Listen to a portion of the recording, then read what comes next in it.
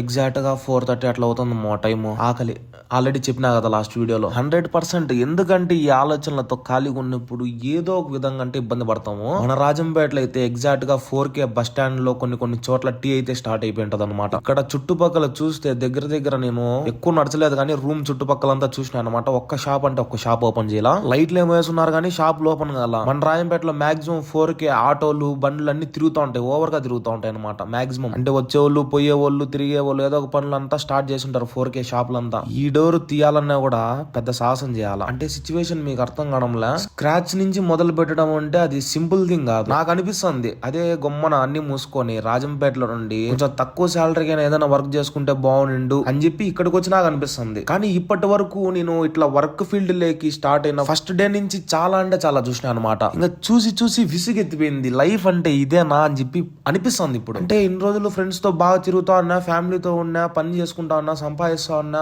Enjoy చేస్తా ఉన్నా, అన్ని బాగానే ఉన్నాయి. కానీ end of the day situation దగ్గరకు వచ్చినప్పుడు అరే లైఫ్ అంటే ఇదేనా అని చెప్పి అప్పుడు అనిపిస్తుంది అనమాట. నిజంగా కడుపు మాత్రం మండిపోతుంది నాకు. అంటే ఈ వీడియోలు చేస్తే కొంతమందికి అనుకోవచ్చు వీడి సింపతి కొడుతున్నాడా, కొంచెం ఓవర్ యాక్టింగ్ ఎక్కువ అయినట్టుంది అని చెప్పి కొంతమంది అనుకుంటారు. కానీ మామ డార్క్ రియాలిటీ చెప్తున్నా. అంటే నాకు ఆల్రెడీ ఎక్స్పీరియన్స్ ఉంది. ఫుడ్ తినకుండా 2-3 రోజులు ఉన్న రోజు కూడా ఉన్నాయి. కానీ ఫస్ట్ టైం ఆకలి విలువ తెలుస్తుంది అనమాట నాకు. Situation demands